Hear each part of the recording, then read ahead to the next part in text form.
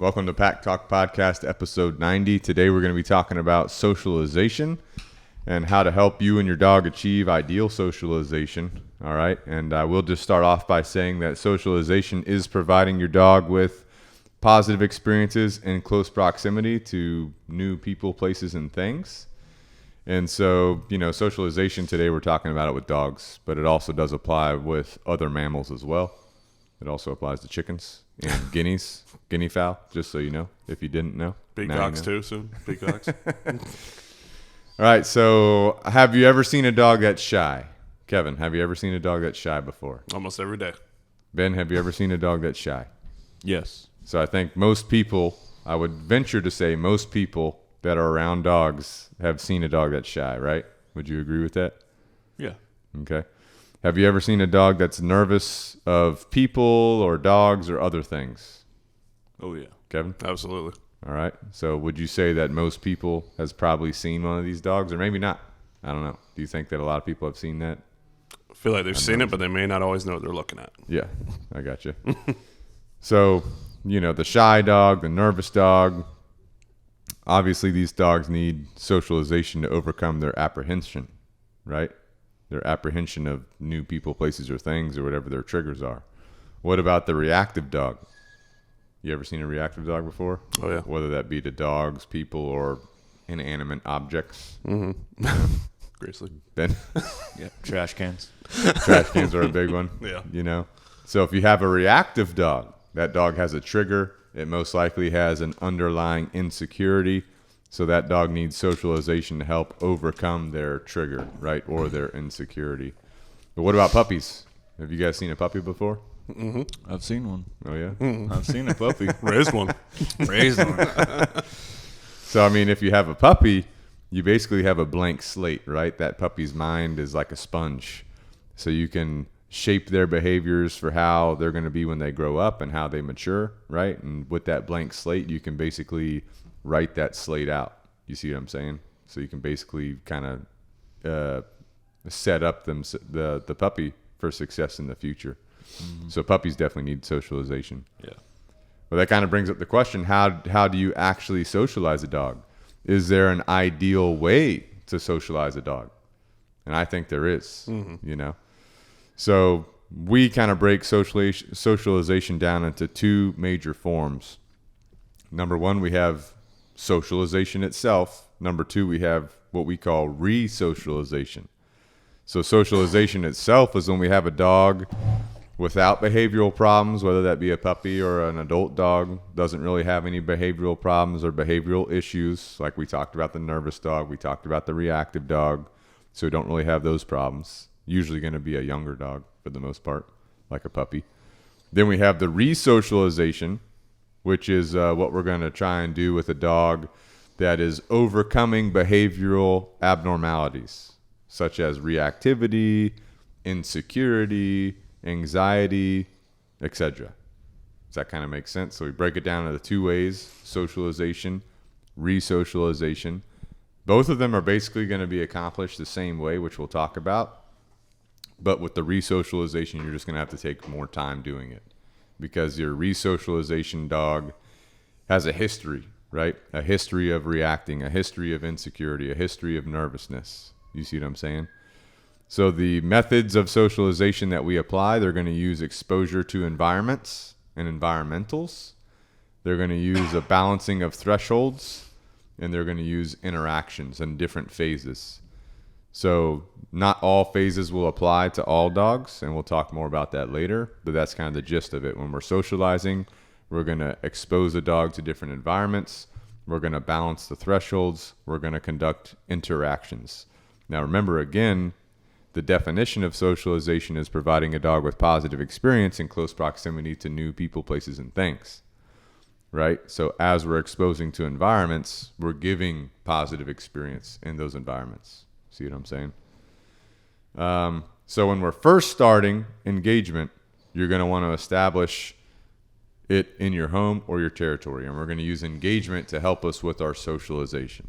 Because what we're doing is we're creating an engagement session with our dog where it's fun for them, it's a positive experience for them, Once we pattern that session, once we make that a reliable, positive experience, then we can take that to different places and conduct it there to help us achieve our socialization. You see what I'm saying? So basically, engagement is building up sustained eye contact on you from your dog. So what you're going to do, bottom line, you're going to take some food rewards out to your training area, or you could do it in your house, right? You're going to wait patiently for your dog to make eye contact with you. As soon as they make eye contact with you, you're going to verbally mark yes or good, depending on which marker you're using. And then you're going to deliver a food reward to your dog. You're going to be having fun and make it an enjoyable experience for your dog, right? So engagement, this type of session should be fun for you and for your dog, okay? So Kevin, can you help me out here doing some more explanation of like a ideal engagement session in your home territory? And so, I mean, just in what the word is alone, engagement. So your dog needs to be engaged, right? So even if you get just like 2 or 3 good reps and then the dog just starts kind of blowing you off, ignoring you, that's fine. You can wrap that session. You can build upon it later, especially when it's your own dog, like we've talked about in other podcasts, is you don't have a deadline on this. You can take your time. So you can be done with their food. You can do it at each feeding time to build up those repetitions. But we want to do it session after session after session in the home until it's nice and fluid, and you can get a good maybe 5 to 7 minute session, right? Making sure we're not losing interest of the dog because we want them to be excited. We want to maintain that excitement because that's going to create motivational drive for them to do it on the next session, and keep it just short and sweet and repetition, and then, moving out to different locations over time. Yeah, perfect. Again, keep it short and sweet, like Evan said. So, you want to end your engagement session where you and your dog are having the most fun, the most excitement. You don't want to push it to the point where you're both kind of getting doled out or, losing interest in that session, right? So once you're doing this engagement in your home territory, once it's pretty solid there, then you're going to start adjusting your training area. So let's say you're training in your house, you're training in your yard, you're doing your engagement. It's looking really good. You're super comfortable there. Next thing that I would recommend for your socialization work is to start taking walks in your neighborhood. And when you're taking walks, take a break from the walk for a quick engagement session here and there along your walking route.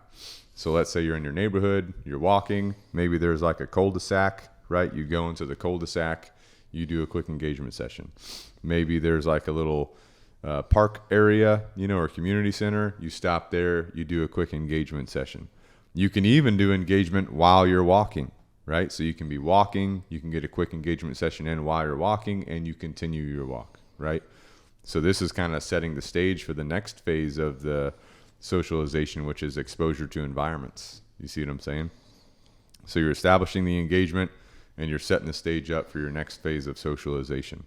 So your neighborhood also is helping you, because as you're walking around your neighborhood, as you're doing these engagement sessions, school buses are coming by. They're dropping off kids from school. They're picking them up, right? So that's going to be exposure to some environmentals. You've got trash trucks coming by. You've got the pool guy at the community pool that you're doing your engagement session by. There's a playground. There's kids on the playground. You're doing your engagement session.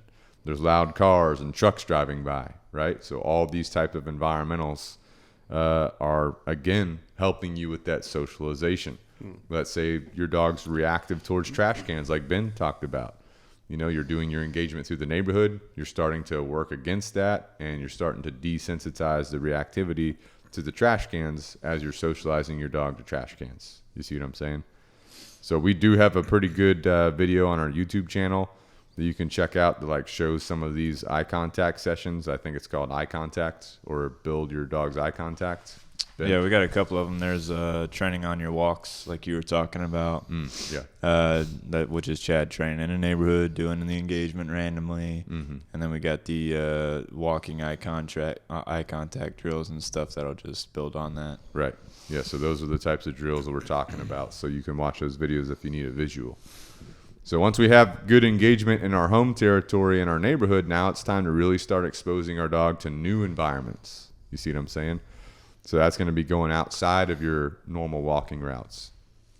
So what we recommend, taking your dog to local parks, taking your dog to hardware or home improvement stores, to pet stores, etc. And so the thing about these types of environments is you want to slowly build up the amount of activity going on in the environment, right? So we would choose to go to a local park first because usually it's going to be less active. Getting my dog exposed to a new environment, new things, building up my engagement there, then going to the hardware store where it might be more active. You know what I'm saying? So as you're taking your dog to places, you're focusing on their engagement level with you, and then you're also making sure their eye contact with you is maintaining the same. And then as this gets better, as you're getting more comfortable, you're going to continue to increase your criteria for your dog's performance. You're going to start increasing the environments you're going to. You're going to start going to shopping centers, farmers markets, local festivals, right? Things like that. You're trying to get into the most busy places as possible in a systematic way. All right. Kevin, looking for some more insights on how you are kind of increasing the socialization environments. Well, there are variables at play too, so you may have it good to go in the house, and as you go out to the neighborhood, you'll find that your dog is not interactive, not engaging. So it's okay to regress a little bit, need more repetitions in the home. Maybe we need to do it on the porch. Maybe we need to do it in the yard, build up everything, and then slowly get to that environment. So we apply that process to all environments. So if I start at a park, I may start on the outskirts of the park, away from the fenced-in dog park where things are going to be a little bit more hectic, or away from the playground where kids are clanging around, making noise and hollering. Maybe I'll have a more secluded area to get them comfortable with that environment, then slowly work them through it. And keep in mind, as we've said before, this doesn't need to be done in one session, right? You don't have to force it. Again, positive experience. We want your dog to be comfortable. We want your dog to be manageable. If you force them into an environment where it's crazy, you have like a more reactive dog or a dog that's more prone to shutting down, and they do so and then won't re-engage, that's not a positive experience. Right. So you got to take your time.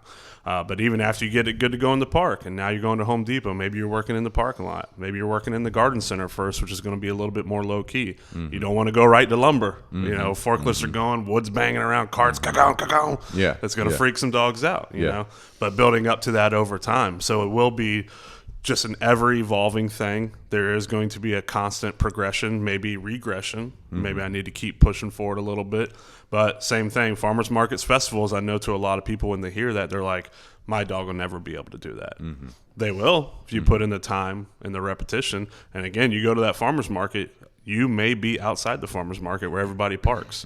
You may slowly build up. You're not going to go like right next to the grits machine that's just right? You want to build that up over time and always make sure that you're doing what's best for your dog and setting them up for success. Yeah, definitely. So I like how you say, it's got to be a positive experience. So you're harping that, right? And so like, let's say you decide to go to a place and maybe you get to a point where your dog's starting to show nervousness. Right? That means that positive experience is starting to diminish. So what happens if that occurs, like Kevin said, we're going to back up a little bit. We're going to get to a more, relaxed area in that environment, try to build up that positive experience. As soon as we see that our dog's having a good time again, boom, we're out of there. You see what I'm saying? We're ending the session on the best note possible. And it's also a patience thing, right? The more sessions, the better. Don't rush your sessions. Don't try to do too much in a session. You see what I'm saying? But that brings up a good point, balancing your thresholds, which is the next step of socialization, right? So during this whole process, you're definitely going to have to balance your thresholds. And what a threshold is it is a distance to distraction. So what that means is you're going to have to adjust your distances to distractions that you're around to maintain your dog's eye contact on you. Because as you get closer to a distraction, your dog is going to become distracted by whatever it is, and that distraction becomes a competing motivator with you, okay? And what we don't want is we don't want your dog paying more attention to whatever that thing is other than you. So you are competing for your dog's attention with the distraction. We don't want that. We want our dogs focused on us. So let's say, for example, I go to the local park.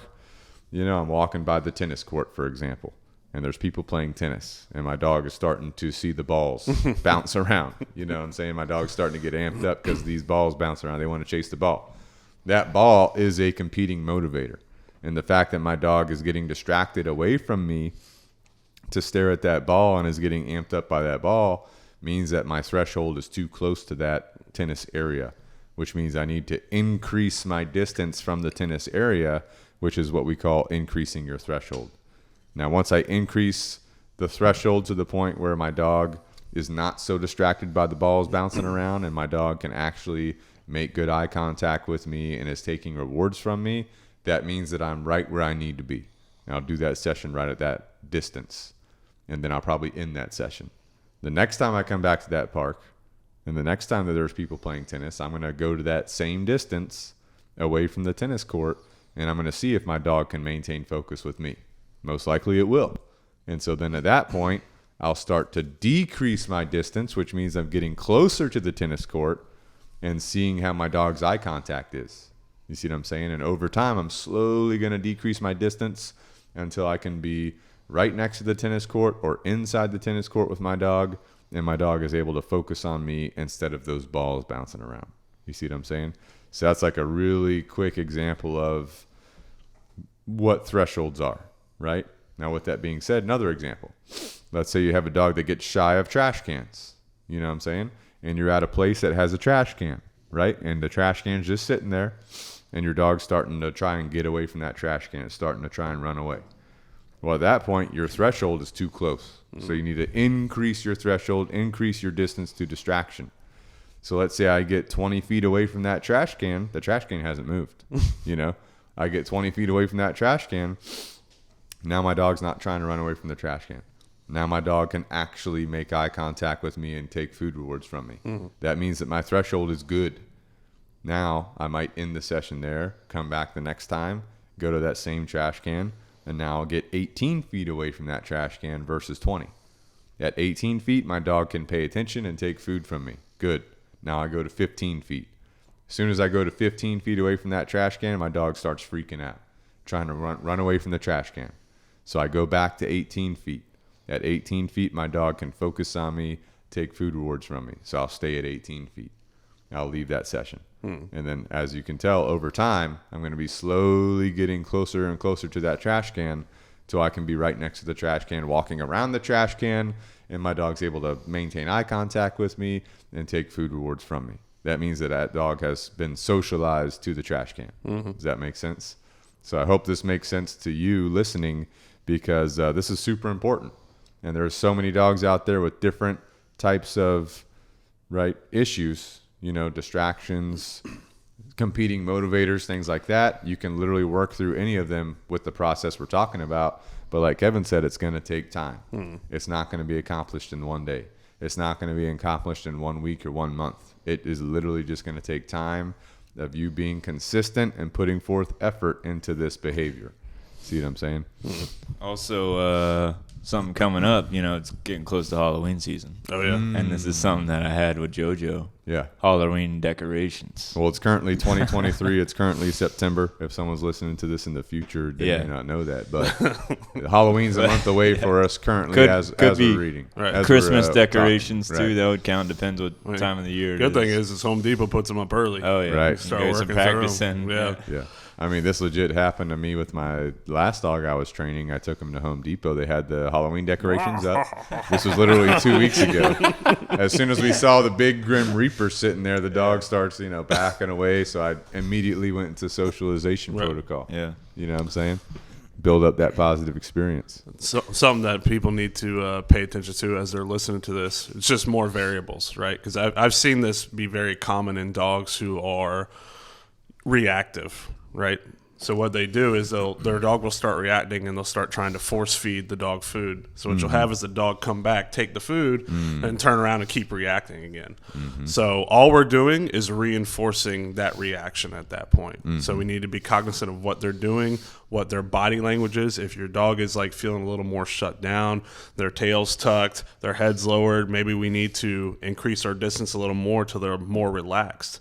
Because whatever you do, interacting or feeding your dog, whatever mindset that they are in, you're going to reinforce. And obviously we will always want that to be a more calm, confident mindset, you know. That's why the criteria is eye contact on you, sustained eye contact, not looking at the other dogs in the area, barking, turning around, taking a food reward from you, then turn around barking again. Right. You know, that's not helping you. Right. Like, you got to increase your threshold, increase your distance to distraction to where your dog can actually maintain sustained eye contact on you, and then slowly work closer to whatever that distraction is, right? So you're building up your engagement, you're going to new environments, you're balancing your thresholds, you're continuing to do all of this until you reach a point where your dog is good to go no matter where you go and what's going on.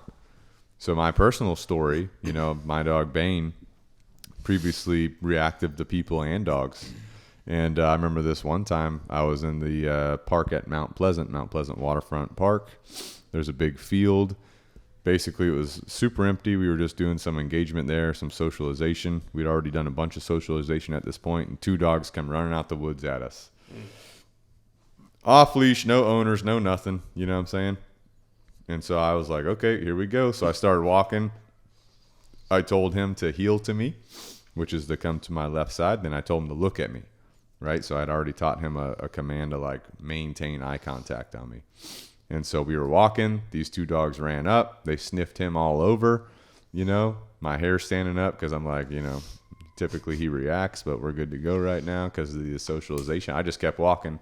I was acting like nothing was going on, and he just stayed looking at me. These dogs lost interest because nothing was going on, and they just ran off. And then when they ran off, I just said yes. And then I, you know, went into my engagement session, had a good, fun experience. And so that's helping us with our socialization, you know what I'm saying? And you can do the same thing with your dog if you're listening. But do you guys have any examples of situations where your socialization has been advantageous to you? I mean, yeah, working with my previous dogs, I mean, both Wally and Lulu. Wally was a very anxious, kind of more prone to shutting down in environments. Lulu was more like very, very insecure to where she reacted to everything. I mean, she went after a horse downtown one time.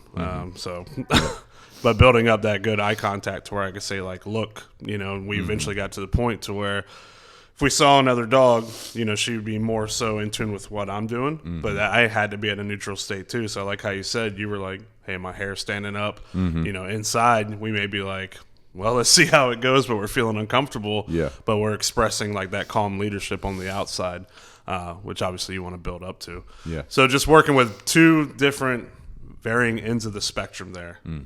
A maximum amount of insecurity in Lulu, and then a maximum amount of anxiety in Wally. Yeah. But the answer was the same. Yeah. You know, just focus on me. Don't worry about it. Yeah. So and I remember when Kevin was an apprentice, when he started his apprenticeship, he had Lulu already. She was super reactive and all that. It was rough, dude. That was a rough dog. So like one of the things is the apprenticeship is your own dog, right? And so Kevin was working with Lulu, and I said out of nowhere, I was like, all right, test day. He's like, what the hell? I was like, go get Lulu. We're going downtown to the Battery, which is a super busy area. Kevin was sweating. Oh, yeah. You know? That's when she went after the horse. I'm like, are you kidding me right now? I said, meet me down there, right, so I can see your progress. And so he met me down there, and I don't remember her reacting at the horse, but I do remember it was overall pretty good. Yeah. And Kevin was definitely working on his engagement. He was working on his socialization. And there was a couple things. It's like, all right, let's increase threshold, right? Let's decrease threshold. So it's like we're working through that live action at the Battery. Which is a super busy environment, you know what I'm saying? I mean, she was a good session. She was a good dog to have, I think, at that time because she was that extreme. Yeah. So if you get that kind of dog in training, you kind of have a foundation, know how you can work with it, adapt, and you know what things to look at, especially as you're learning as an apprentice. I mean, we never stop learning as trainers, but when you're an apprentice, you don't have a lot of experience in these things. Right. You know, you just got to go through it. So her and Wally were both very, very good teachers. So. Ben, you talk about JoJo with your Halloween decorations, and we know you're a decoration type guy. But what do you have? She's not bad about them anymore. But when she used to be weird about trash cans too, which is why I brought it up. Yeah. And just like large inanimate objects. Yeah. Yeah. And I mean, there was more or less, you know, like when I first had JoJo and I got her from you, I just went hard on the training. You know, like where I was walking and we go to a field and then I would be training in the field, like put her in a downstate for like 30 minutes, recall her, practice our heel and stuff like that, and practice our engagement. So I think anytime that she would get freaked out, maybe she gets like tries to run ahead of me, you know, tries to run away, or maybe she's just like acting super sketchy. I would just like hold her to the standard, you know. I would just you know tell her no, keep her in the heel position. if the Halloween decorations, like if she legit could not, or any decoration, she could not be on the same sidewalk where that yard is, it would be a threshold thing, you know, where I would have to slowly get her used to that, you know. So we're walking by the same house every day, right, on our walks. So, you know, maybe I move to the other side of the street, give her some rewards, put her in a downstay, just have her be cool in a downstay. Increase that threshold. She's definitely, you know, uncomfortable, right, you know. Right. Then I'm giving her rewards and stuff like that. Then, you know, we move on with our walk. And then, you know, maybe the next day or a couple of days later, you know, I'm going to hold her to the position on the same sidewalk, you know. So it's like just building upon that, you know. But overall, she's good now. Yeah. I think I haven't really had any problems with her now. Yeah. She's weird about loud noises, but I mean, she got a little insecurity. Yeah. I mean, the obedience is a huge part of it too. For people who don't have the obedience and they're relying solely on engagement, it does take a factor out of it, because the obedience is a good foundation to have to help manage them, help give them something familiar to rely on. Because if I'm around something making my dog uncomfortable, maybe I can do a downstay for a while, and you'll see they'll be a little rigid, but over time they kind of get used to what's going on. Those hips rock over, that head comes up, boom, now I'm doing eye contact drills, right? Now I'm encouraging confidence, now I'm encouraging focus. You know, if I have the obedience, I might be able to allow them to work through it on their own, depending on my threshold, and then go from there. So that's a whole nother factor that comes into play. Yeah, definitely. All right, so we've talked about engagement. We've talked about the socialization piece up to this point. We've talked about balancing out your thresholds. We talked about changing up your environments. Now, the final phase of socialization is the interaction phase. This is where you're actually letting your dog interact with people, dogs, etc. You're working to build up positive experience to those things. So really solidifying your socialization, right? Now, just a word of caution, not all dogs should go through the interaction phase. And the reason why this is because just like people, every dog is an individual with their own preferences and personalities. A super reactive dog, for example, may not need to go into the interaction phase because the dog may not actually enjoy being with other dogs. Through the socialization process, you know, even a super reactive dog can learn to operate around dogs in close proximity to them without reacting or having any problems, but they don't really need to interact with them. Same thing with like super reactive, super people reactive dogs that react to people, you know? So the interaction phase itself is going to be super dog dependent. You know, you're going to have to make a judgment call. But I do think that puppies should definitely be completing an interaction phase 100%, right? Because they're, again, that blank slate, that sponge. Now, you got to be careful when you're doing the interaction phase, especially with a young dog. But dogs that are going through the interaction phase, this is the main things I'd be thinking about. There's basically 2, maybe 3 types of interactions to focus on. That's going to be interactions with people, interactions with dogs, and the third type would be interactions with children specifically, depending on the dog, because children are different. They're like little people, you know what I'm saying? Now, for interactions with people, you're basically teaching your dog what to do when it interacts with people. We don't want any jumping, we don't want any mouthing, etc. So you're focused on teaching your dog to have all 4 paws on the ground when interacting with people. And this means you're going to need some people to help you that understand your overall goals. So when you're working on your people interactions, the way you develop the 4 paws on the ground at all times is by rewarding your dog for being calm and having 4 paws on the ground. And then you're withholding the reward if they jump, if they mouth anybody, etc. So your rewards can be food rewards, they can be physical contact for that specific scenario. So let's say you're working on this, you know, you're letting your dog interact with somebody, and this person is petting your dog starts jumping up on them. As soon as they're petting and the dog jumps, the person that's petting your dog immediately has to stop petting until your dog has all 4 paws on the ground again. Once your dog has all 4 paws on the ground again, then the person can start petting them again. Same thing with a food reward. If you're giving a dog a food reward and then it jumps up for whatever reason, as soon as that's done, you know, or basically as soon as they jump up, you're going to stop giving the food rewards. And then as soon as they have all 4 paws on the ground again, you can go back to giving more food rewards. Does that kind of make sense? So that's the kind of overall game plan for interactions with people specifically. But what other insights do you have, Kevin, on interactions with people? We're focusing on calm behavior, basically. Right.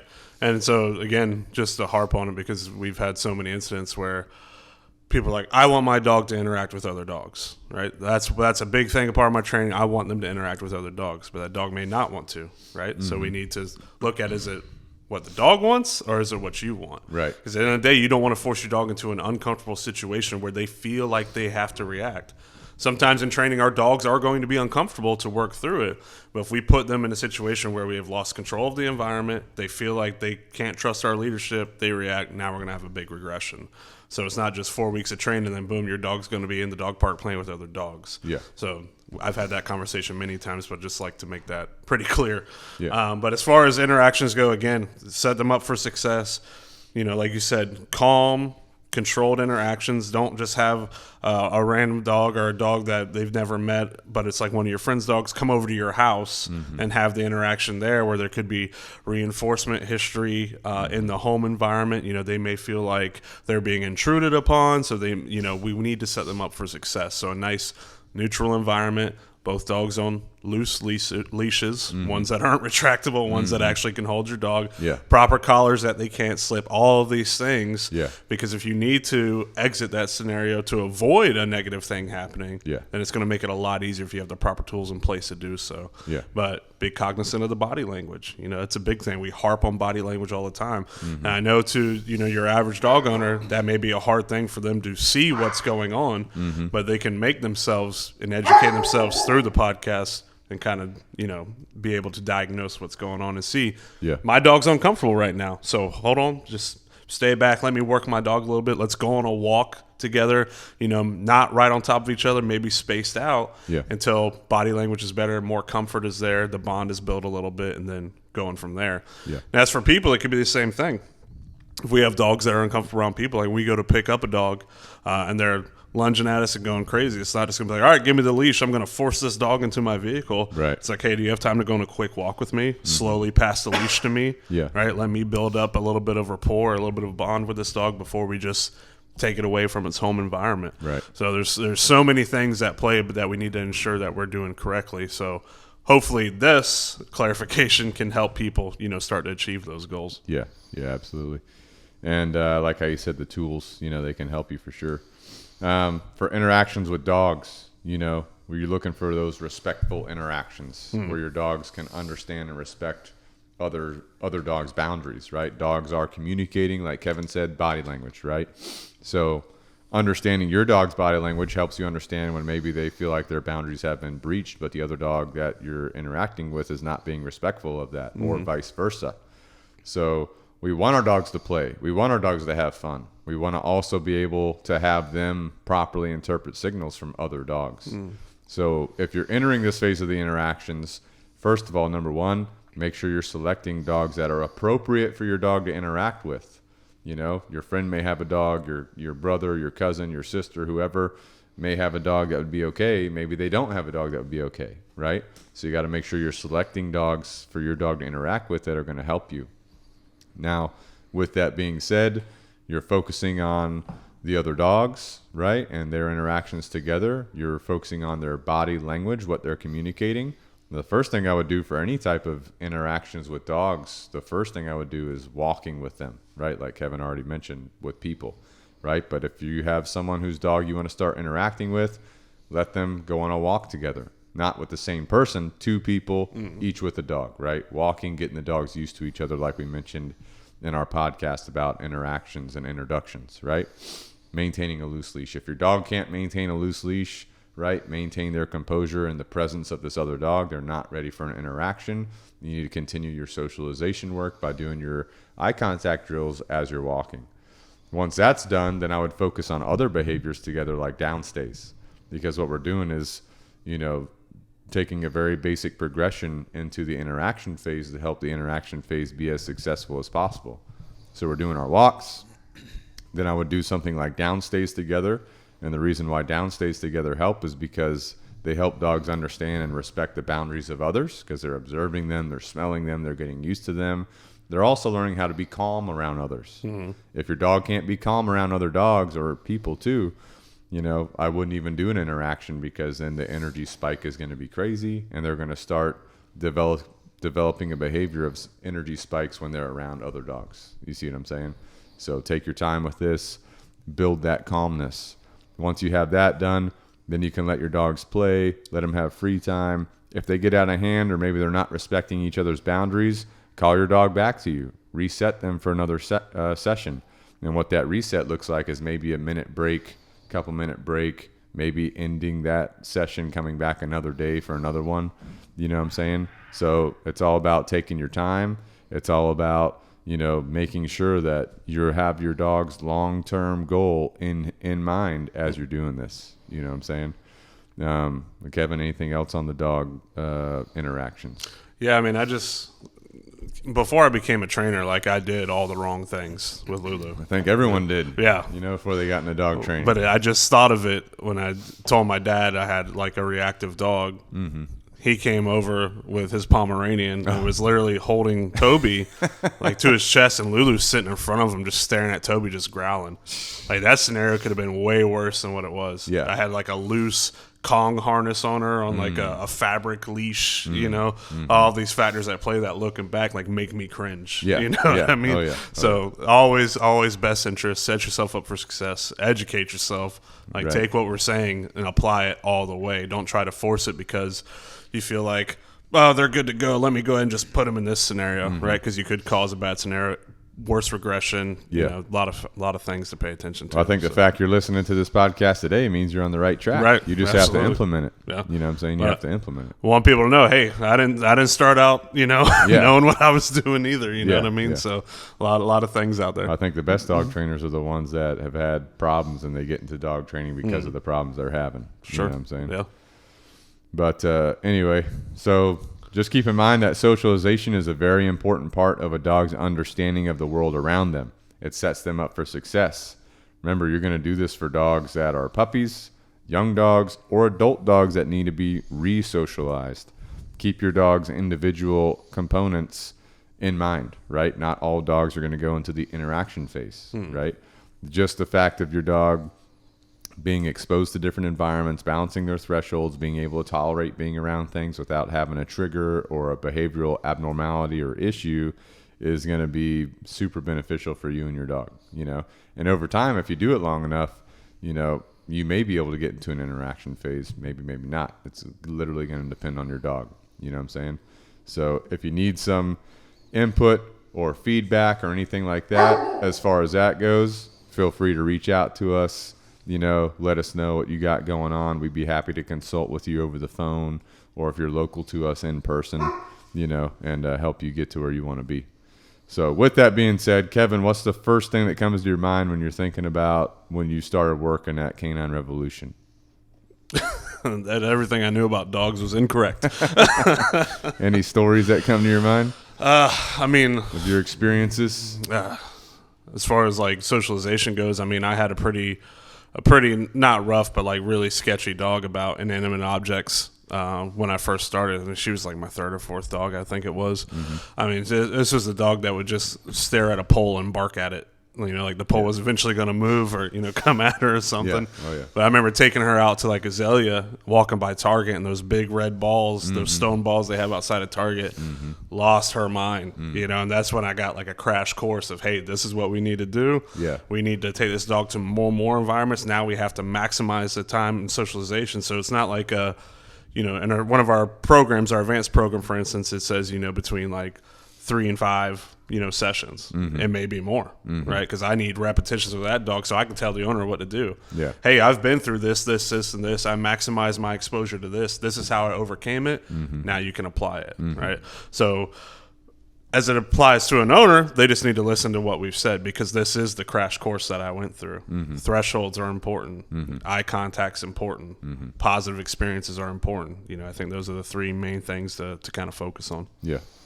Ben, you got any stories, Canine Revolution stories? You've already told of your 4th of July walking forever story. But well, I was just thinking, maybe not particularly to the Revolution, but I was just thinking about, when I first got JoJo and I was dealing with those issues at first, and how just I wouldn't say strict. I mean, I was strict, but I was just very focused on holding the training, with her as my first dog. And just was, I was like, I just want to do the best I can and like have this so I can have like the best relationship with her. And then like just doing the training every day, went to that field every day, even if I was walking mostly at nighttime because I'd be working most of the day, come home. And, it was just a great training opportunity. But then the bond, the bond just gets really strong between you and whatever dog you're working with, to where when you do get in those situations of inanimate objects or reactions to other dogs or people, that, you and your dog have that connection where you've been working hard enough to where maybe you are like, when you call their name, they're going to be looking at you. Yeah. Or if you tell them no, they're going to stop reacting or whatever it is. Yeah. And I think it just goes into like the however much you put into the training is that however much you're going to get out of it, Yeah. So I just think it's really important. Like, even if you have a busy day or like, if your schedule is slammed, at least try and find like 30 minutes to get that training in with your dog, or even if you're at engagement, even if you're at the first step, like your dog's not 100% trained, like start with one step, just go hard on it for like a week, 2 weeks, and then move to the next step, Yeah, definitely. So obviously this podcast is sponsored by Canine Revolution Dog Training, right? We're located in the South Carolina Low Country, the lower part of the state, but we have help dogs from all over the country. We've trained dogs from Texas. We've trained dogs from Washington State, which is literally across the country from us. We've trained dogs in California, Virginia, North Carolina, Georgia, Florida, Missouri, all the above, right? So feel free, if you're all over the country, just reach out. Let us know how we can help you. If you need dog training, mention that you listen to the podcast for some potential perks. We have a staff of over 25 people ready to serve you and your dog. You're not going to really find that anywhere else. I know there's a couple other places across the country that have a staff. I don't think it's as big as ours, I'm not sure. But I know that in our area, no one else has a staff like we do. You know what I'm saying? So let us serve you. Let us help you reach your goals with your dog. You know what I'm saying? Podcast episodes with our trainers. Episode 67's with me. That's my story. Episode 52 is Lexy's story. Episode 51, Kevin's story. Kevin's with us today.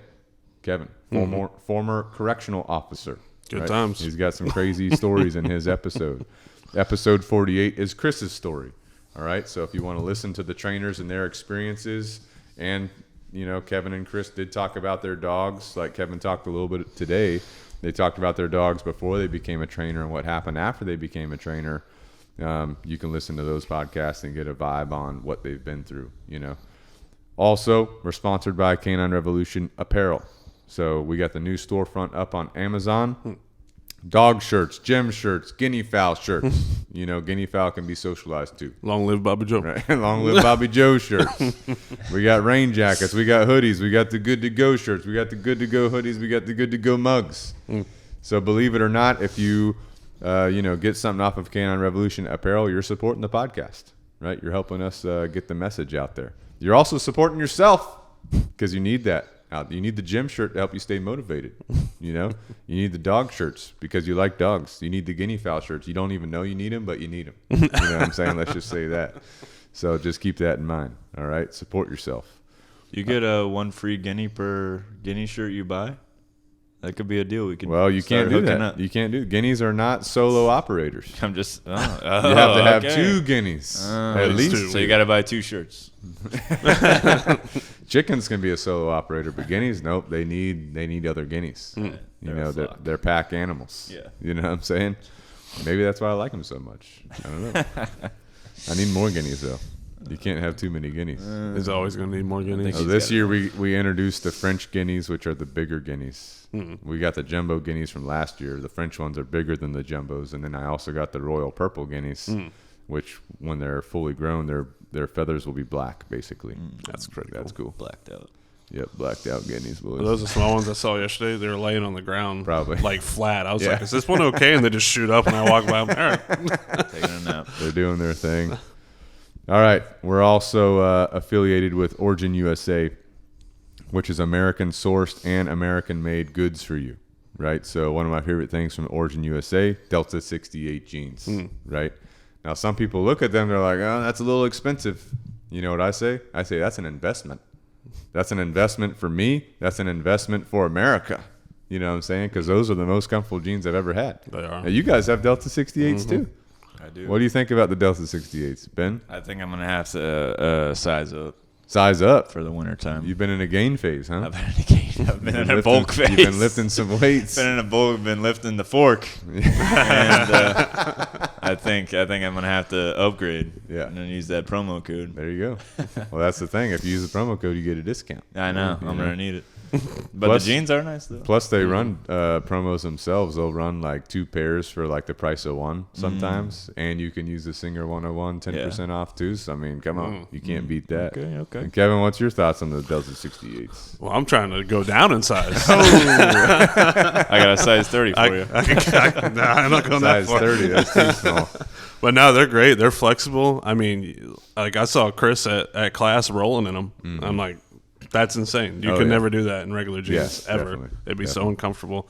But yeah, I mean, they're very comfortable, very breathable. They look like jeans, so you still have that aesthetic. But I mean, they're best jeans. pants I've ever worn. They are jeans, American-made jeans. Yeah, just really good ones. And every piece of that, everything from Origin, American sourced. So like the rivet button, that's American. The cotton, American. Yep. You know what I'm saying? Like literally everything's America. Now with that being said, the Delta 68s, they got black ones. They got dark blue. They got light blue. They got the washed ones, which are the super light ones. They got the fighter fit, which is like more of a tight fit. And they have the legacy fit, which is like your loose boot style fit. I think they're coming out with a legit boot cut fit. So, I mean, they got options. Good to go They got there. options. Good You know winner. what I'm saying? But if you're shopping on Origin USA, they also have boots. They have belts. They have someone the other day actually asked me about my belt because they recommended me to get this other belt. And I was like, it's not from Origin. I'm not buying it. You know what I'm saying? Also, the other day, I literally told someone, I said, the only things I buy are Origin, Jocko Fuel, and Canine Revolution. Those are the only things I buy. Of course, I'm a little extreme. Anyway, Origin USA, promo code Singer101 gets you 10% off. It also helps support the podcast. It also helps support America. So keep that in mind. Also, we're proud to be partnered with Jocko Fuel. And this is American-made, American-sourced supplements. Right now, today we're drinking some Jocko energy drinks, the Jocko Goes. And I got a story because I used to not always drink good, clean energy for you.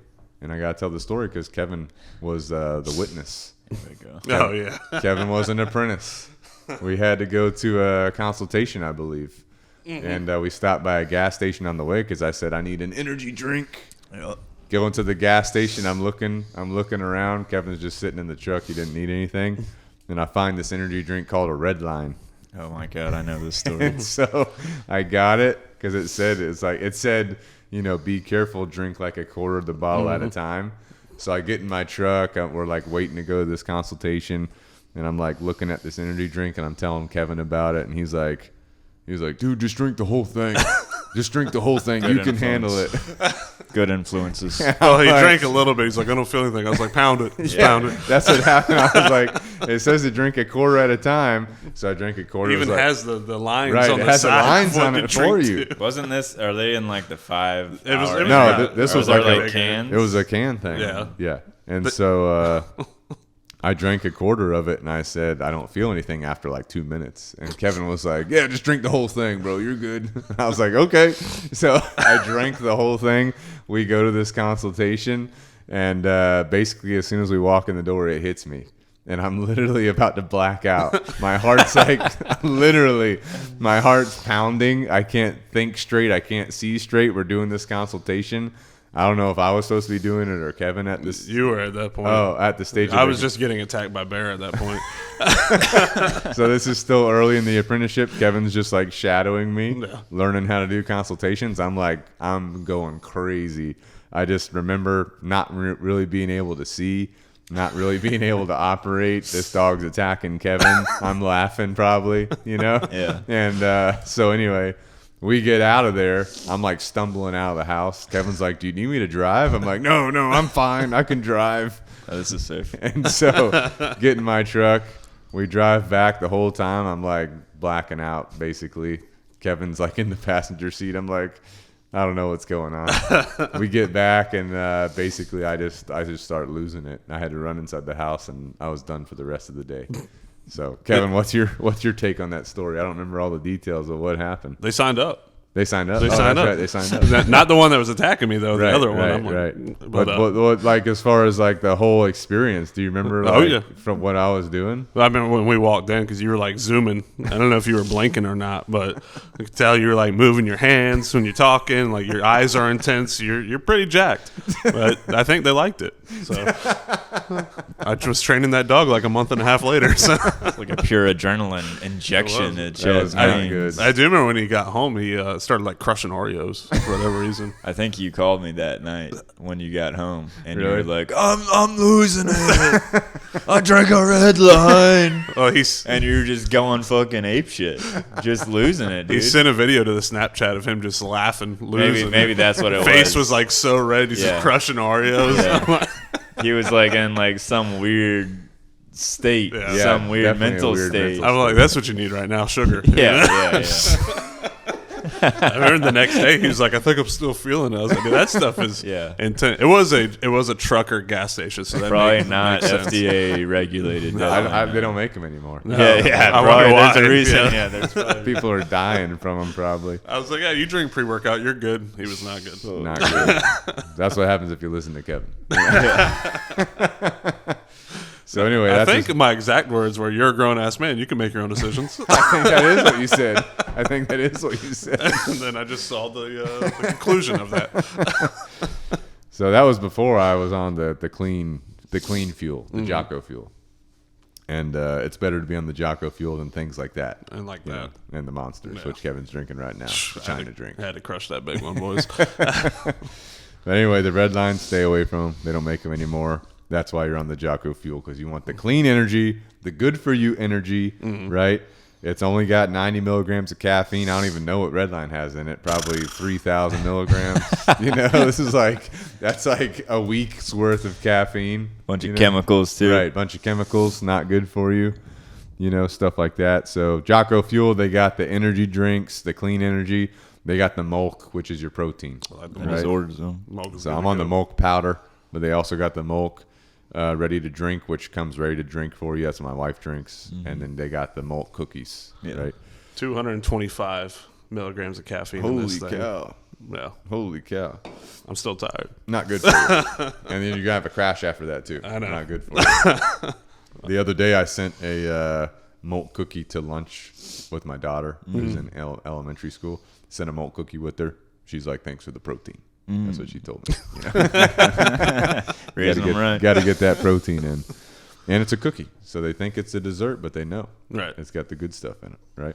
You also got the greens, the Jocko greens. I like those too. You got the Jocko krill oil, the joint war, the cold war. Chris yesterday, he was sick. Sneaking those cough drops. He was eating cough drops like a mother. I could tell in his voice he was sick. I said, are you on the cold war? You need to be on the cold war. You know what I'm saying? All right, so use code SINGER101 for 10% off Jocko Fuel.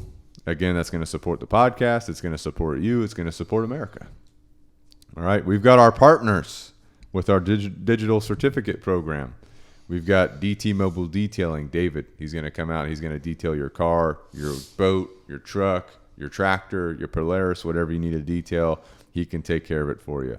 We got Sharpshooter Pressure Washing. That's your house. Right, and your chicken coop if you got one. Why would you pressure wash your house when you can have Josh with Sharpshooter Pressure Washing come out and do it for you? You don't have to maintain your pressure washer. You don't even have to get one. You don't have to mess up your siding because you pressure washed it the wrong way. You have Josh do it professionally. Plus, Josh is technically our trainer Chris's brother. Technically. Right. We also got All Is Well Summerville. That's your holistic pet food. They were also on podcast episode 14. So you can listen to Blair from All Is Well about dog nutrition. Also, we've got Carolina Premier Inspections and Pest Control, which while we were talking, I don't know if you heard some dogs barking in the background, but basically Eric was here. He's doing the mosquito treatment. I might have seen him walk. He walked by at one you point did? in the window. Yeah, maybe you saw him in the video if you're watching on YouTube. So Eric was here doing the mosquito treatment, but Carolina Premier Inspections, that's your home inspections, your town home inspections, pre-drywall, your maintenance inspections. Then you got the pest control, your indoor, outdoor pest control, whatever you need, mosquito control. Bob, the owner, was on episode 74 of the podcast. Then we have the Velasquez Company. This is your painting, fencing, right? Things like that. Owned by Antonio, right? Who's doing the 5K with me tomorrow. Doing the 5K tomorrow. Antonio's doing it. Also, he's been grinding hard. Yeah, he's been grinding. He's been getting after it. He's growing. But also, I don't know if you remember, we were doing trainer workouts, maybe a year or 2 years ago. Antonio, he was here working. He was here painting. And we're like, hey, we're about to do a trainer workout. He's like, let's go. He stopped working, did the trainer workout, and went back to work after. You know what I'm saying? He's like, what the hell are we doing? If y'all had told me I've been doing Zerker carries with y'all throughout the trail. Yeah, good times with Antonio. Also, we got Black Force MMA, owned by Dwight Decker, who was on podcast episode 71. They got a gym there. They've obviously got martial arts training, boxing, kickboxing, jiu-jitsu, right? All those types of things. Judo. So you can hit up Black Force MMA for all those things. Also, we've got Cane Bay Chiropractic, owned by Doc Anthony. He was on episode 7 of the podcast, the first guest on the podcast, right? So you can hit him up to make sure your spine is aligned, make sure your nervous system is good to go. Right? Also on like 58 too, I think. That's Lanzero Defense Solutions, next partner. I mean, to skip ahead. Also owned by Doc Anthony, but it's his other business where he teaches concealed weapons permit courses, defensive pistol courses. He's also mixing in some jiu-jitsu into those courses, right? And he's on episode 58. So, yeah, he was on 2 episodes, Ben. Yeah. Sorry, I didn't mean to jump ahead. All right, then we have Aquafusion IV Hydration, which is making sure you get your nutrients.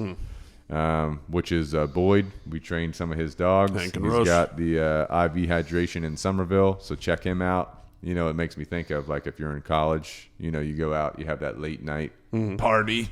You can go get the IV hydration the next morning. I mean, Halloween parties are coming up. That's true. Start booking now. Also, you got a 5K coming up. You might need pre-hydration. Go the day before, get your IV hydration, get all your nutrients in you. Then you're good to go. That's what we need to do next year for that walk. Yeah. That's true. Yeah. That's true. Also, like if you're, we just did a podcast on longevity, episode 89. And one of the things about as you age, as you get older, your body needs more nutrients. So one of the ways you can help your body get more nutrients as you age, if you're chasing that longevity goal like I am, you can get that Aqua Fusion IV hydration to get those nutrients directly into your bloodstream, right? Make sure you're in optimal positioning for your future, right? So anyway, check those guys out. Those are our partners with our digital certificate program. Also, visit Pack Talk Podcast on YouTube. If you'd like me to be a guest speaker at your event, just email me at chadsinger@caninerevolutiondogtraining.com. We've got one of my guest speaking events on there titled Achieving Freedom, where you can see where I talked at one of Antonio's events about discipline in your life. We talked about finances. We talked about time management, etc., right? Investments, those types of things. If you're a business owner or a dog trainer, if you need a coach or consultant, you can email me, chadsinger@caninerevolutiondogtraining.com. Be more than happy to help you out. And just want to say thank you to all of our military, first responders, teachers. Thank you guys for all you do. Also, nonprofits. Also, correctional officers. Don't forget Kevin here, former correctional officer. He's got a lot of connections with him, right? Like there's a place up in Harleyville, Just Desserts, owned by former correctional officer that Kevin knows. Yep. Right? They'll fix your well, too, eventually. He'll fix the well, too. I mean, yeah, like the guy that owns Just Desserts, he also has a well business. And there was one day where something happened with the electrical wires of our well. It may or may not have been because I accidentally cut them. But anyway, Kevin called him, said, hey, this is going on. The dude literally came out 40 minutes later, which was unbelievable. Oh, right? Billy. He comes out. It's like 8 p.m. He's running around. He's figuring things out. He's like, all right, this is the problem. And I was able to get that problem taken care of. You know what I'm saying? So that dude's legit. And, you know, a lot of people don't think about correctional officers and what they're doing. That's a hard line of work to be in. You know what I'm saying? Obviously, listen to Kevin's podcast to get more info on that. But thank you for all the people that are serving our country, our communities, our children, the teachers, right? Don't forget about them. Thank you guys for what you're doing. We're proud to offer you discounts for dog training services if you need that. So please let us know. But until next time, this is Pack Talk Podcast, out.